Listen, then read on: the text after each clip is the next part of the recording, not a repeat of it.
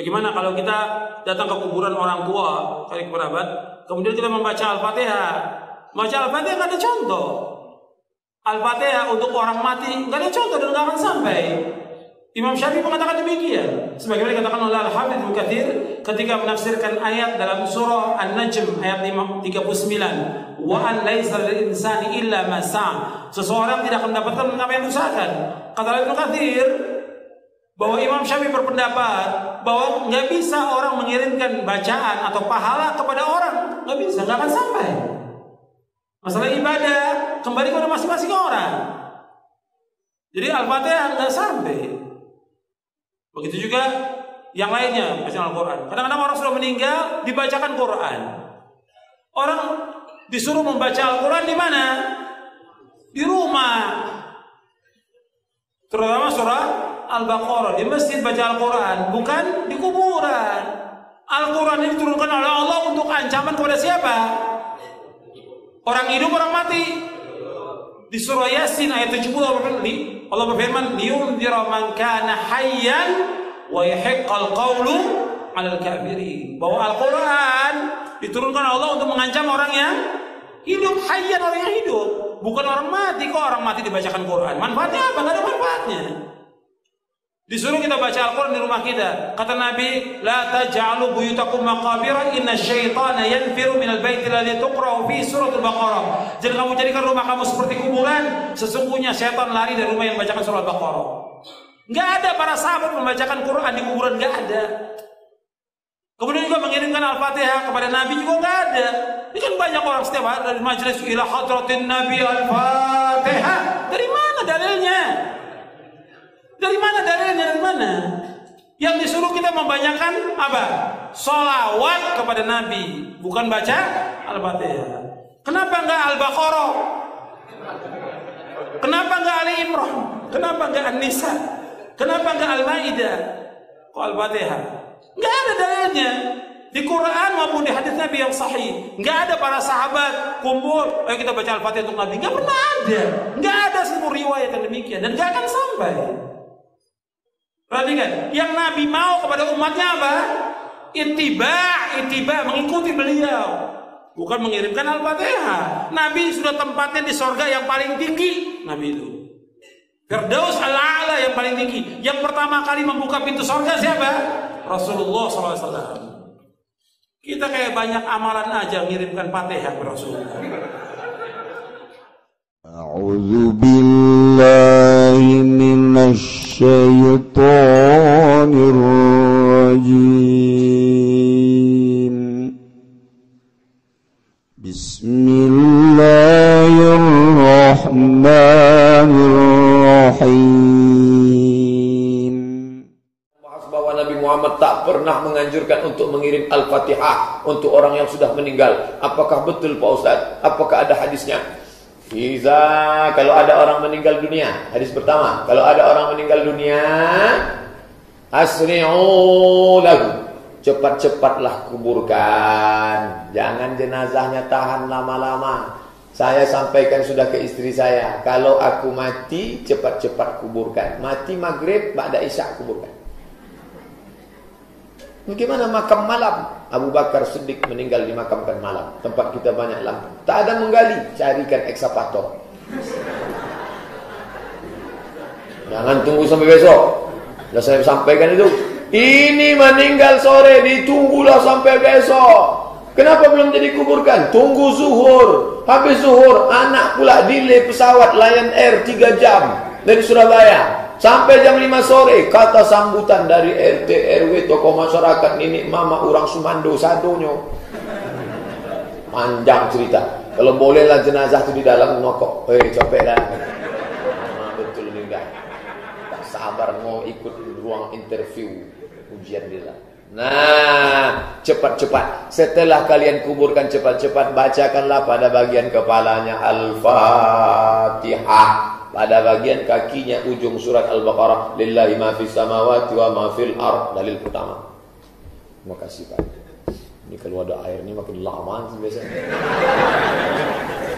Dalil kedua, Kata Abdullah bin Umar bin Khattab, anak Umar bin Khattab, dalam kitab Ar-Ruh, murid Imam Ibnu Taimiyah punya murid namanya Imam Ibnu Qayyim Al-Jauziyah, nama kitabnya Ar-Ruh. Kalau nanti aku mati, tolong bacakan pangkal surat Al-Baqarah sampai wa ulaika humul muflihun, dan bacakan ujung surat Al-Baqarah, lillahi ma fis samawati wa ma fil ard. Dalil yang kedua.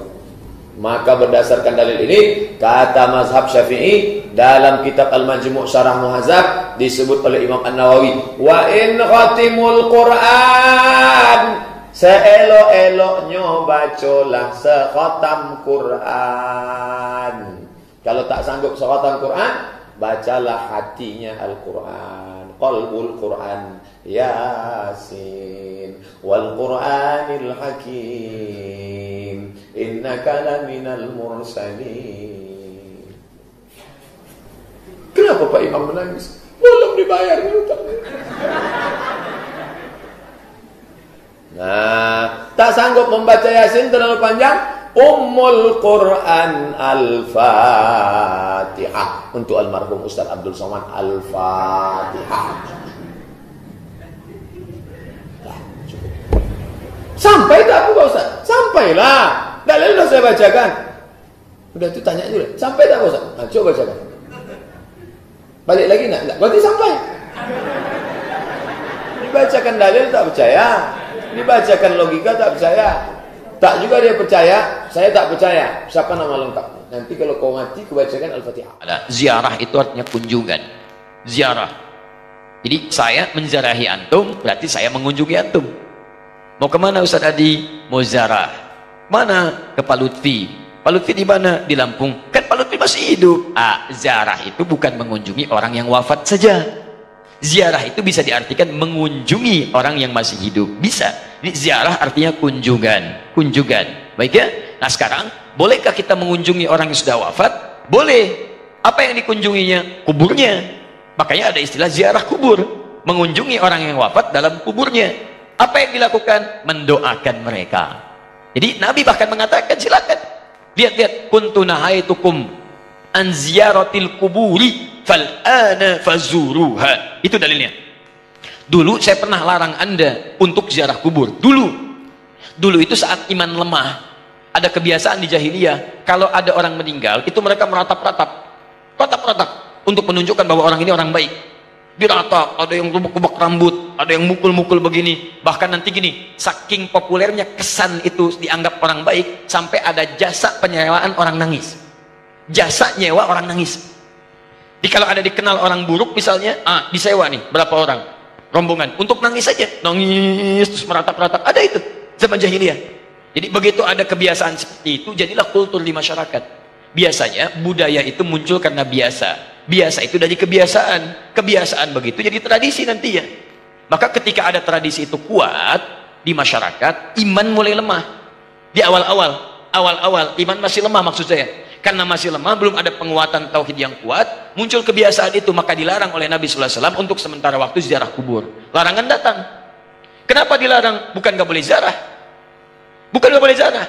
Larangannya karena dikhawatirkan ketika ada yang meninggal, tradisi tadi lebih kuat daripada awal-awal keislaman, muncullah seperti itu. Sehingga maaf, iman yang seharusnya muncul teman-teman sekalian, itu terhenti, terbatasi oleh nilai-nilai tradisi yang tadi. Maka setelah imannya kuat, paham bisa membedakan, mana doa, mana diskusi, mana ceramah, mana ngobrol, ya kan? Mana kemudian teman-teman sekalian bisa mendoakan dengan baik, mana yang bisa meningkatkan iman, mana yang bisa mengurangi iman. Dari situlah kemudian, ini yang paling menarik, muncullah sabda Nabi, kuntu nahaitukum an ziyaratil kuburi. Dulu saya larang kalian ziarah kubur karena dikhawatirkan kalian meratap, minta-minta pada yang tidak baik. Fal'ana fazuruha. Sekarang ziarahi. Di ziarah kubur itu hukumnya boleh. Sekarang antum katakan, saya ingin ziarah Wali Songo. Boleh. Apa yang dilakukan saat ziarah itu? Turunkan lagi hadis-hadis nabinya. Doakan mereka. Apa doanya? Salam dulu. Assalamualaikum ya ahlad diyar. Minal mu'minina wal mu'minat. Wal muslimina wal muslimat. Wa nahnu insya'allahu bikumul lahiqun. Ziarah. Bahkan antum kepada Nabi. Ke Madinah, ziarah. Begitu setelah selesai sholat Raudhah, antum lewat Babu Salam, lewat itu kan ziarah. Assalamualaikum ya Rasulullah. Assalamualaikum ya Abu Bakr. Assalamualaikum ya Umar radhiyallahu taala anhuma. Antum ke Baqi Zara. Assalamualaikum ya ashaban Nabi sallallahu alaihi wasallam. Assalamualaikum ya ahlad diyar minal mu'minina wal muslimin wal mu'minat wal muslimina wal muslimat wa nahnu insyaallah bikumul lahiqun. Datang ke Wali Songo ziarah. Apa darahnya? Sampaikan salam. Salamnya yang tadi. Setelah itu apa? Itu sunnah Nabi. Berdoa. Allahumma ighfir lahum warhamhum wa afihim wa'fu anhum wa akrim nuzulahum wasi' madkhalahum wa naqqihim minal khataaya kama yunaqqa thawbul abyadu minad danas. Doakan mereka. Ya Allah, alirkan pahala pada mereka. Ya Allah, berikan kemuliaan pada mereka yang telah membawa risalah dakwah ke Nusantara. Ya Allah, muliakan keluarganya. Ya Allah, berikan kekuatan ya Allah kepada keluarganya dalam keadaan yang terbaik. Selesai. Itulah ziarah kubur. Lalu sampaikan, ya Allah, kami pun sadar kami kapanpun akan diwafatkan, maka wafatkan kami ya Allah seperti Engkau wafatkan mereka dalam keadaan yang terbaik. Sudah. Makanya kata Nabi, cara terbaik meningkatkan iman, mengunjungi, berziarah atau ingat pada kematian. Sering lewat alam kubur mengingatkan kita mendekatkan diri pada Allah Subhanahu wa taala. Yang tidak boleh, maaf, minta-minta di kuburan. Pegang nisan, kan? Pak, tolong, Pak, cucu saya mau lahiran, tolong. Makanya saya datang ke sini. Antum ngapain datang ke situ? Yang di situ saja nggak bisa keluar. Antum itu kayak yang di situ. Nah, itu yang tidak tepat. Jadi yang dilarang itu minta-minta pada yang tidak dibenarkan. Kalau zarahnya nggak ada masalah. Lalu bagaimana kemudian menyikapi yang seperti ini? Antum bikin zarah. Cari ustaz yang bagus. Datang kemudian di situlah diadakan taklim. Terangkan. Ini loh risalahnya. Saya pernah itu. Ya, tur jejak Islam di Nusantara. Bukan Islam Nusantara, jejak Islam di Nusantara. Beda antara Islam Nusantara dengan jejak Islam di Nusantara. Kami susuri Pak sampai ke Aceh Pak. Aceh, dari Aceh. Kami kunjungi makam Syekh Abdul Rauf As-Singkili. Datang.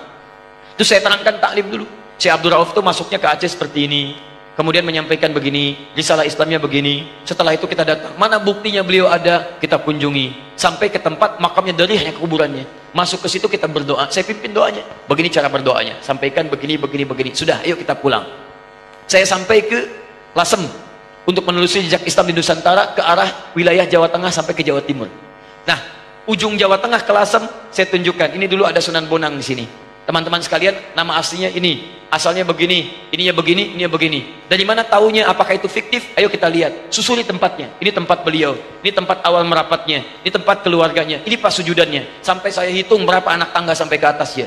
Yang merawat tempatnya itu sampai ke sujudannya. Yang merawatnya namanya Pak Abdul Halim. Begitu antum naik sampai ke atas, sebelah kiri, di situ antum temukan nanti yang pegang kuncinya Pak Abdul Halim. Ketika bertemu dengan beliau, indah sekali. Pak, ini bukan makam ya.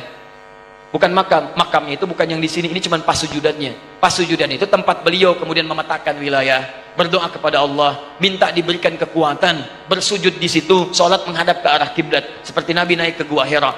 Lu memohon kepada Allah beri petunjuk. Setelah itu berdakwah di lingkungan sekitaran. Makamnya bukan di sini Pak, tapi yang di bawah. Disamarkan makamnya supaya tidak ada yang mengkultuskannya. Indah keterangannya. Saya ajak jamaah untuk mendengarkan itu semua. Tuh, kan? Sering tertipu kita. Makanya ditutup tuh pas sujudannya juga supaya tidak ada yang mengkultuskan itu. Cuman lihat ke situ, baik, terangkan. Kalau sudah seperti itu enak taklim kitanya. Di sejarahnya paham, ada tokohnya, ada bekasnya, kemudian kita mendoakan, setelah itu kita pulang, selesai. Jadi kita itu tidak harus saling mencela, nggak ada Wali Songo, begini, begini, begini. Alah, antum ini kenapa sih? Sebelum bilang nggak ada, lihat dulu.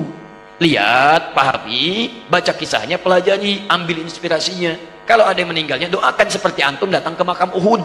Datang ke situ, antum doakan, cerita di situ, selesai. Seperti antum datang ke makam Nabi, berdoa di situ, bahas sekitarannya, pulang, selesai. Itulah teman-teman sekalian. Jadi kita ambil cara yang hikmah. Jelas ya? Nah, jadi kita pun tidak harus menyakiti orang lain, tapi meluruskan dengan cara-cara yang terbaik. Hikmah. Ya. Di karena masjidnya Al-Hikmah, selalu ini yang muncul. Masya Allah. Ikir cerita negara. Nyaho orang ke pejuang-pejuang Indonesia. Jurusan negarawan, jurusan kiai, nyaho orang. Diurang. Nges pugu dongeng-dongeng leluhur orang, bapak-bapak orang, tuh di Banten mah, tuh di anu mah, tuh di anu. Tuh, nu mantak tuh di itu aya kuburan anu, di itu aya kuburan dongeng bapak-bapak kolot urang. Keur carita urang nyaritakeun agama, dongeng Kanjeng Nabi, sahabat, tabiin, atba tabiin, terus datang ka kuari. Didongeng-dongengkeun. kumaha cara-carana ibadah para leluhur urang. Jadi urang nyaho mentak Amerika keheulin ke pondok pesantren kos kieu salap we. Ieu anu mawa ceknya kacau teh. Coba nyaritakeun leluhur-leluhur bae. Ya supan ku Wahabi. Tet. Ulah make hadiah-hadiah segala. Ila hadarati haram bid'ah. Langsung ulah sebab naon? Lamun geus teu kos kitu geus teu mikiran ka ditu. Badak kujada diturunkeun Wahabi. Turunkeun bangsa anti hadiah puji tawasul abe ulah sebabnya lagi ngintipan ahli-ahli tawasul mah ahli thariqah asal peuting behudang haju hadiah assalamualaikum ya Rasulullah terus datang ke sahabat terus dihadiahan hadiah jadi kan orang inget bae terus kalau luhur urang Wahabi mah boro-boro eta tas salat ge Waalaikumsalam warahmatullahi rokok mana rokok hebat orang wiridan kos kitu teh bidah beres salat astagfirullahalazim allazi la ilaha illa huwa la qayyum wa atubu ilaih ulah bidah wa Kangjeng Nabina geus saja mah kajeun ngarokok cak cenah teh urang mah teu biasa jadi Amerika ge gergetin ka pengajian kieu teh gergetin ya gerget lantaran ieu teh kos kieu teh dampakna pohara. Tuh ngaji mah geus bae itu di universitas. Tuh di hotel hayang ngaji kos kitu bae tah. Atawa ngajina lah ulah kiai-kiai anu kos karari itu bae tuh jadikeun kiai tuh pelawak-pelawak. Eta resepkeun tah kos kitu tah. Ayo kos kieu bae. Segala hadiah. Wah, emang kakulan teu saeutik kitu nu nyuratan ngabidah hawal tuan saya segala hawal bapak urang segala hawal kiai anu loba jasa ngan teu dilayanan bae beusi eleh bakeun lah nyana urang-urang ai kitu mah kiai sieun ieu sieun henteu aing mah atuh ai kitu mah eleh henteu aing mah atuh ai kitu mah kumaha henteu kumaha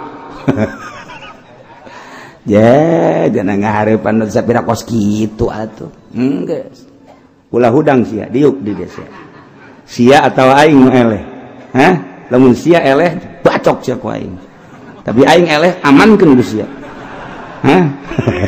nya lagi seri kage atuh Indonesia bakos macam-macam ieu tah anu bangsa sok ila hadaratin nabi eta gregetkeun jasa tah Amerika mah takos kitu sebab naon nginget terus kan ka Kangjeng Nabi ka sahabat terus matak muludan teh muludan diulah-ulah ulah bidah urang ieu muludan bae ge ieu dongeng-dongeng karuhun tilok dituturkeun ngomong geus dongeng-dongeng acan ji urang mah dongeng we heulanan kiai na ngalantur ongko deui ya maksudna ge lain dongeng Kangjeng Nabi nyaputnya